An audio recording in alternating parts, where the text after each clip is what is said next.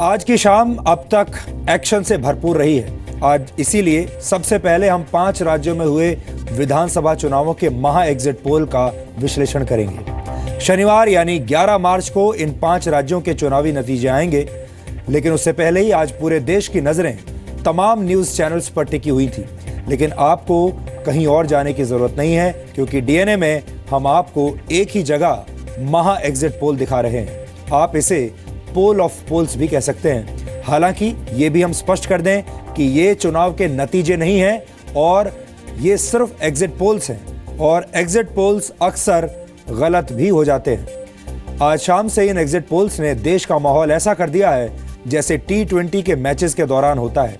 आप इसे एक तरह का पॉलिटिकल एंटरटेनमेंट भी कह सकते हैं। कोई नहीं जानता कि फाइनल नतीजे कैसे आएंगे शनिवार को, कौन जीतेगा कौन हारेगा, लेकिन एग्जिट पोल्स के जरिए आज पूरे देश का एक भरपूर राजनीतिक मनोरंजन जरूर हो गया है। सबसे पहले अब आपको महा एग्जिट पोल की बड़ी बातें बताते हैं। इन चुनावों में जिस राज्य पर सबसे ज्यादा नजरें टिकी हैं उसका नाम है उत्तर प्रदेश, और उत्तर प्रदेश के महा एग्जिट पोल के मुताबिक वहां बीजेपी की पूर्ण बहुमत की सरकार बन सकती है।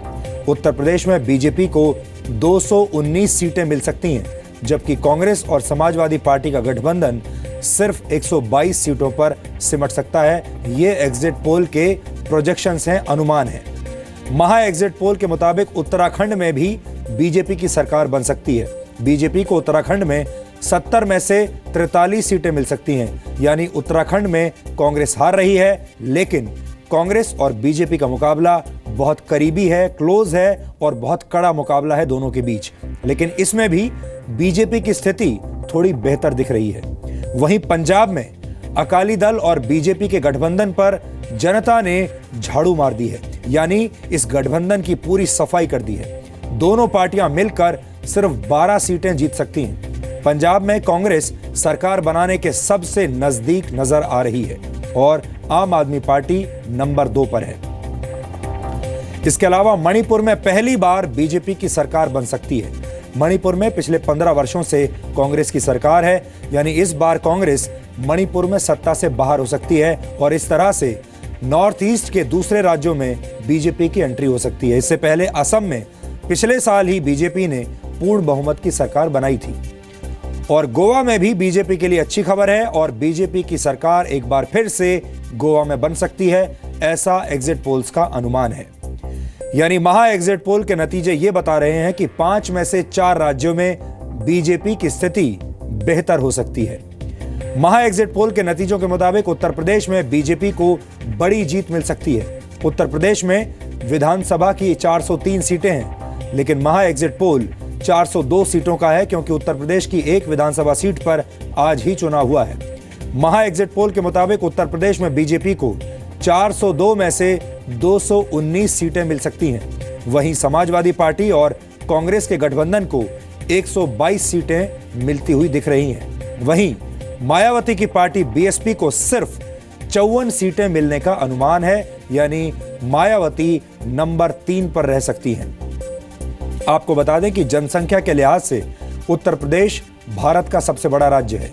यहां से लोकसभा की 80 सीटें हैं। इस लिहाज से उत्तर प्रदेश में बीजेपी की जीत देश की राजनीति में बड़े फेरबदल कर सकती है। उत्तर प्रदेश की जीत अपने आप में बहुत बड़ी जीत होती है, और इस जीत के बहुत बड़े मायने होते हैं। इस बीच चुनावी नतीजों से पहले ही उत्तर प्रदेश के मुख्यमंत्री अखिलेश यादव का एक और बड़ा महत्वपूर्ण बयान आया है। अखिलेश यादव ने एक अंतर्राष्ट्रीय न्यूज चैनल को दिए इंटरव्यू में कहा है कि बीजेपी को रोकने के लिए उनकी पार्टी कुछ भी करने के लिए तैयार है। अखिलेश यादव से यह सवाल पूछा गया था कि अगर उनकी पार्टी को और उनके गठबंधन को बहुमत नहीं मिला तो क्या वो मायावती का समर्थन लेंगे। सवाल बिल्कुल सीधा था। इस सवाल पर अखिलेश यादव ने गोलमोल जवाब दिया, लेकिन साथ ही ये भी कह दिया कि वो ये नहीं चाहते कि उत्तर प्रदेश में राष्ट्रपति शासन लगे और फिर केंद्र सरकार रिमोट कंट्रोल से उत्तर प्रदेश की सरकार चलाए। यानी इसका मतलब ये है कि नतीजों से पहले ही अखिलेश यादव कुछ राजनीतिक संकेत दे रहे हैं, और ये संकेत ऐसा कहते हैं कि अगर जरूरत पड़ी तो वो मायावती का समर्थन भी लेने को तैयार हो जाएंगे। हालांकि उन्होंने साफ साफ शब्दों में ऐसा कहा नहीं है, ये इशारा है। यहां गौर करने वाली बात यह भी है कि पूरे चुनाव प्रचार के दौरान अखिलेश यादव और राहुल गांधी ने मायावती के खिलाफ कभी कुछ नहीं कहा, उन पर कोई हमला नहीं बोला और मायावती ने भी समाजवादी पार्टी या कांग्रेस पर कोई बड़ा जुबानी हमला नहीं किया। उनके निशाने पर भी नरेंद्र मोदी और बीजेपी ही रही, लेकिन उस पर भी मायावती बहुत ज्यादा आक्रामक नहीं थी। हालांकि अब से कुछ दिन पहले जब मैंने खुद अखिलेश यादव का लखनऊ में उनके घर जाकर एक इंटरव्यू किया था, तब उन्होंने बड़े आत्मविश्वास के साथ ये कहा था कि वो पूर्ण बहुमत की सरकार बनाने जा रहे हैं। लेकिन अब ऐसा लगता है कि उनका ये स्टैंड बदल रहा है। अब ऐसा लगता है कि उनका ये इरादा और ये कॉन्फिडेंस धीरे धीरे पिघल रहा है। हम जिसका भी इंटरव्यू कर रहे हैं आजकल, हर पार्टी, हर नेता यही दावा करती है कि सरकार हमारी आ रही है। तो मैं यहाँ से शुरू नहीं करूँगा, आप भी मुझे पता है यही कहेंगे कि सरकार आपकी बनेगी। मैं यहाँ से शुरू करना चाहता हूँ कि अगर आपको इतना भरोसा है कि काम बोलता है और आपको इतना विश्वास है कि आपकी सरकार ही बनेगी और आप अच्छा कर रहे हैं, तो फिर गठबंधन की क्या ज़रूरत थी? गठबंधन जो आपने किया कांग्रेस के साथ, उससे आपकी नर्वसनेस झलकती है, उससे ये झलकता है कि आपके हाथ पांव फूले हुए हैं। मैं ये कहूँगा कि गठबंधन इसलिए किया कि कोई बात बिल्कुल पक्की हो जाए, कोई बात पे एकदम स्टैंप लग जाए और लोगों के अंदर जो कुछ कन्फ्यूज़न था, कन्फ्यूज़न ख़त्म हो जाए। लोगों के अंदर अगर दुविधा है कि अकेले या उत्तर प्रदेश में बहुमत की सरकार नहीं बन सकती, वो दुविधा ख़त्म हो जाए। इसलिए मैंने कांग्रेस के साथ समझौता किया, गठबंधन किया और मैं ये कह सकता हूँ कि कांग्रेस और समाजवादी पार्टी मिलकर के आने वाले समय में सबसे ज़्यादा सीटें जीतेगी। मैंने तो यहाँ तक कहा कि अकेले चुनाव में लड़ा होता तो 250 सीट जीतता। कांग्रेस के साथ आने से 300 के आसपास समाजवादी पार्टी और कांग्रेस की सीटें रहने वाली हैं। तो 300 सीटों का लालच आप क्यों कर रहे हो? 250 बहुत थी आपके लिए।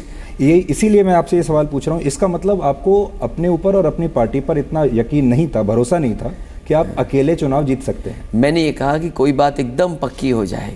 अब प्रदेश में कन्फ्यूज़न किसी को नहीं है और मैं समझता हूँ जिस तरह के उत्तर प्रदेश में पहले चरण में मतदान हुआ है, उसके बाद ये साफ हो गई है बात कि साइकिल और कांग्रेस सबसे आगे चल रही है।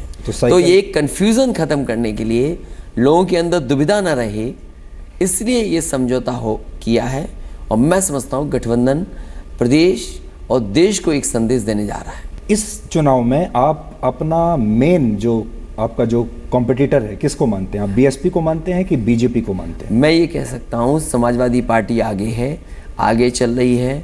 हम साइकिल चलाने वाले लोग हैं, बहुत जल्दी पीछे मुड़ के नहीं देखते हैं, इसलिए अपना हैंडल संभाले हुए ज़्यादा रफ्तार से जा रहे हैं। नंबर 2 पे कौन है, नंबर 3 पे क्या है, इस पे हम विचार नहीं कर रहे। अब इस पे नंबर 2 पे कौन है, नंबर 3 पे ही मैं सोच ही नहीं सकता कौन है। लेकिन मुझे लगता है कि उत्तर प्रदेश की जनता एक बार फिर मौका देगी, यहीं से उनकी सेवा करने के लिए, यहीं से उनकी मदद करने के लिए। इसी जगह से एक बार फिर उत्तर प्रदेश आगे बढ़ेगा खुशहाली के रास्ते पर। अपनी फिल्म के रिलीज होने से पहले हर हीरो यही दावा करता है कि उसकी फिल्म सुपरहिट होगी और इसी तरह हर बड़ा नेता भी चुनाव से पहले यही दावा करता है कि जीत उसी की होगी। अब से कुछ दिन पहले जब मैंने बीजेपी के राष्ट्रीय अध्यक्ष अमित शाह का इंटरव्यू किया था, तब वो भी ऐसे ही बड़े आत्मविश्वास में नजर आ रहे थे। उन्होंने उत्तर प्रदेश में पूर्ण बहुमत की सरकार बनाने का दावा किया था। लेकिन सच ये है कि अखिलेश यादव और अमित शाह दोनों उत्तर प्रदेश में एक साथ नहीं जीत सकते। दोनों में से एक को तो हारना ही होगा और इनमें से कौन हारेगा, इसके बारे में आपको 11 मार्च को पता चलेगा। लेकिन चुनावों से पहले दोनों ही यही दावा कर रहे थे कि जीत उन्हीं की होगी। अमित जी, आप अपना प्रमुख प्रतिद्वंदी किसको मानते हैं? सपा और कांग्रेस के गठबंधन को मानते हैं या मायावती को मानते हैं? देखिए, मुझे लगता है अब प्रतिस्पर्धा 1 नंबर के लिए नहीं रही है, 2 नंबर और 3 नंबर के लिए चल रही है। धीरे बसपा भी अब काफ़ी अच्छा कर रही है। गठबंधन बहुत पिछड़ चुका है चुनाव में। आप असल में दिल से ये चाहते हैं कि बसपा भी अच्छा करे? हमारे चाहने ना चाहने से कुछ नहीं होता, जनता चाहती है वही होता है चुनाव में। मैंने ये भी सुना है कि आपकी बैठकें जो हैं, आजकल चुनावी बैठकें रात भर चलती हैं। कानपुर में, लखनऊ में आपने पूरी रात बैठकें की, सुबह 3, 4, 5 बजे तक बैठकें हुई। तो ये एक मेहनत की निशानी है या एक बेचैनी की निशानी है? 300 तक पहुंचने की। बट कहीं ऐसा तो नहीं कि आपकी रातों की नींद उड़ी हुई है? देखिए, जहाँ तक सादे बहुमत से जीतने का सवाल है। भारतीय जनता पार्टी वो आंकड़ा काफ़ी कंफर्टेबली पार कर लेगी, हमें कोई दिक्कत नहीं। 103 सीटों पर कांग्रेस पार्टी के पास कैडर ही नहीं है और सपा का कैडर कांग्रेस के प्रत्याशियों को स्वीकार नहीं करता है। 103 सीटें छोड़कर अगर कोई पार्टी चुनाव लड़ती है तो मैं नहीं मानता वो बहुमत की दिशा में आगे बढ़ सकती है।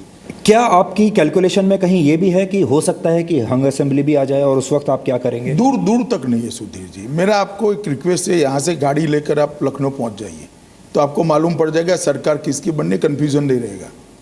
घोषणा पत्र और गाड़ी लेकर निकलिए, हर 10 किलोमीटर को किसी को पकड़कर पूछते रहिए, कहीं ढाबे पे खाना खाइए, कहीं ढाबे पर चाय पीजिए, तो मालूम पड़ जाएगा सरकार किसकी बन रही है।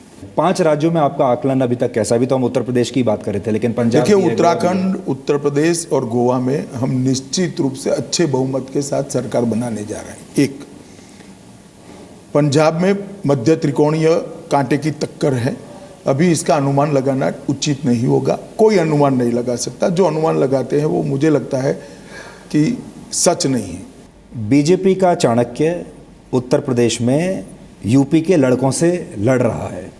इस लड़ाई में आपको कितना मज़ा आ रहा है? और एक आपसे आपका कैलकुलेशन हम जानना चाहते हैं, अपना भी और बाकियों का भी। देखिए मैं बताता हूँ आपको, हम पहले 3 चरण में 140 से ज़्यादा सीट जीतेंगे। अमित जी बहुत बहुत शुक्रिया हमसे बात करने के लिए, और इंतज़ार रहेगा 11 मार्च का, और उसके बाद फिर आपके इस कैलकुलेशन को हम मैच करेंगे कि जनता का जो कैलकुलेशन है और आपका कितना जी मैच करता सुधीर जी, मैं तो ऑन रिकॉर्ड बोल रहा हूँ ना है। जी, और सोच समझ कर बोल रहा हूँ।